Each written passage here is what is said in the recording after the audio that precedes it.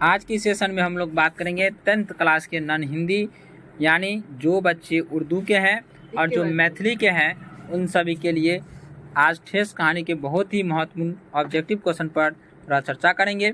पहला क्वेश्चन है, ठेस शीर्षक कहानी के लेखक कौन है? तो इसका फणीश्वर नाथ रेणु, भूषण, बिहारी सिंह या तो प्रेमचंद। तो कौन है इसका लेखक? ये फणीश्वर नाथ रेणु। कौन है? फणीश्वर नाथ रेणु है।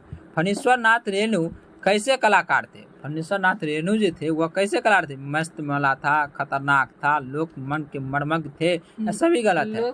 तो यह कैसा था जी? लोक मन के क्या थे? मर्मज्ञ थे।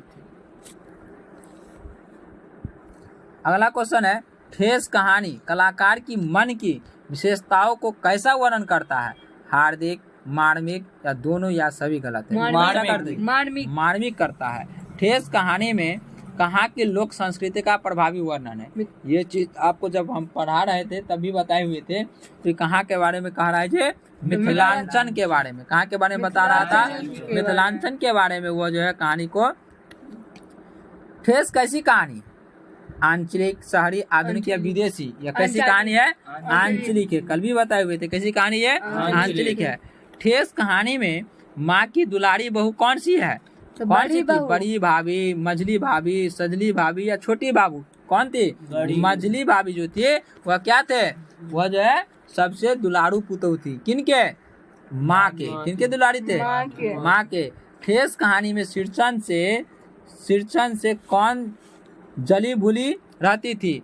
चाची, भाभी, माँ या काकी? कौन रहता था? चाची। ठीक है।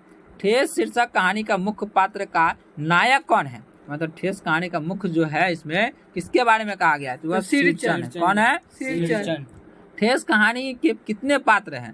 4, 5, 3 या 1? पात्र का मतलब है उनमें कौन कौन व्यक्ति है ना? कोई व्यक्ति पर है ना, शीर्षण है, उसकी माँ है, बहन है, चाची है। तो इसमें कितने आदमी है जी? 5 पात्र। कितने पात्र है? 5 पात्र है उसमें।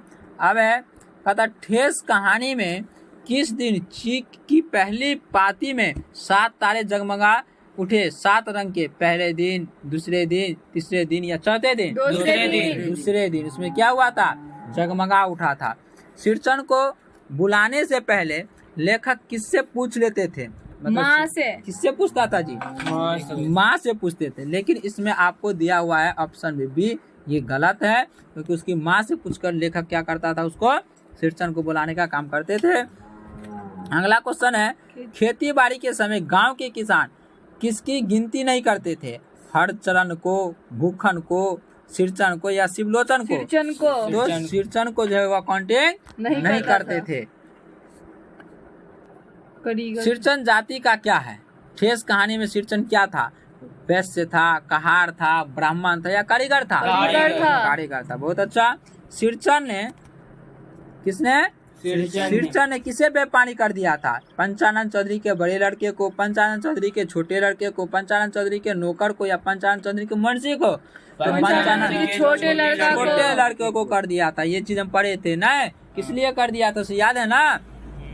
शीर्षण को घी की डाली और खखोरन के साथ क्या पसंद है? चूड़ा, चीनी, चना या नमक? चूड़ा पसंद है। बहुत अच्छा। नहीं तो उसमें चूड़ा ला के उस दिन दे दिया था खाने के लिए। अगला क्वेश्चन है, गांव वाले शीर्षण को क्या समझते थे? बेकार, कमजोर, चटोर या आलसी? क्या समझते थे? चटोर समझते थे। क्या समझते थे? चटोर। दूसरे दिन किसकी पहली पंक्ति में 7 तारे जगमगा उठे? शीतल पार्टी के या मोढ़े के या चीक का या छतरी का? तो चीक का। किसका? चीक में जो है वह क्या हो चुका था? 7 तारे जगमगा उठे थे। अगला क्वेश्चन है, मझली भाभी शीर्षण के सूप में क्या फेंक कर दे के चली गई? पत्थर, कंकर, रसगुल्ला या बूंदिया? बूंदिया को कहने पर क्या था? उसको फेंक कर दे गई थी। कविता नहीं है, मतलब इनमें दिया हुआ है 4 ऑप्शन में कौन सा कविता नहीं है? याद रखिएगा, नहीं कहता है। झांसी की रानी, बच्चे के दुआ, करमवीर, ये क्या है? कविता है। लेकिन ठेस इसमें क्या है? कविता नहीं है। मानू कौन थी? कहानी का नायिका है, लेखक की बहन है, शीर्षण की बेटी है या लेखक की रिश्तेदार है? तो कौन है जी? ये कहानी का नायिका है। कौन है ये? कहानी की नायिका है। कौन? मानू। अब है मिथिलांचल की लोक संस्कृति का प्रभावी वर्णन किस शीर्षक पाठ में है? ठेस में, विक्रमशिला में, बाल गोविंद भगत, इनमें से कोई नहीं थे। किसमें है? ठेस में है। आज नैनू मत रही थी, क्या मत रही थी? नैनू मत रही थी तो तुम्हारी याद आई। किसने कहा ये बात? लेखक की माँ ने कहा था। किससे कहा था? सिरचन से कहा था। किससे कहा था? सिरचन से ये बात कहा था। अब ठेस शीर्षक कहानी में माँ किस कार्य में व्यस्त थी? झाड़ू करने में, झाड़ू देने में, बर्तन धोने में, चावल साफ करने में या पकवान पकाने में? पकवान को पकाने में बिजी थी। मानू स्टेशन पर सिरचन को किस चीज का दाम देने लगी? मोहर छाप वाले धोती का। किसका देने लगा? मोहर छाप वाले धोती का। जब वह बना के सिरचन क्या था बेचारा, उसको दी तो कौन सा छाप? मोहर छाप वाला धोती का दाम देने लगा, लेकिन सिरचन बेचारा उसको नहीं लिया। तुम्हारे भाभी नाखून से काट कर तरकारी परोसती है। किसने कहा ये बात? मानू ने, बड़ी भाभी ने या सिरचन ने या चाची ने? सिरचन ने यह बात कहा था। मानू के विवाह में किसके हाथ की बनी शीतल पाटी माँ ने दी थी? बड़ी भाभी के हाथ की, सिरचन के हाथ की, पंचानन चौधरी के, चाची के हाथ की? वह सिरचन के हाथों का। किसके हाथों का दिया था जी? सिरचन के हाथों का जो दिया था। अब अधूरी चीख में कौन रंगीन छीट का झाड़ा लगाने लगी? बड़ी भाभी, मझली भाभी, छोटी भाभी या माँ? कौन लगाने लगा? बड़ी भाभी क्या लगाने लगा? उसमें झाड़ल टांगने लगा। अधूरी चीख जो छोड़ के चला गया था कौन? सिरचन, तो उसमें झाड़ल लगा दी। कौन? भाभी ने, बड़ी भाभी ने लगा दी। आज इस वीडियो में यहीं तक हम समाप्त करते हैं। तब तक के लिए आप लोग जाके वीडियो को देखिए।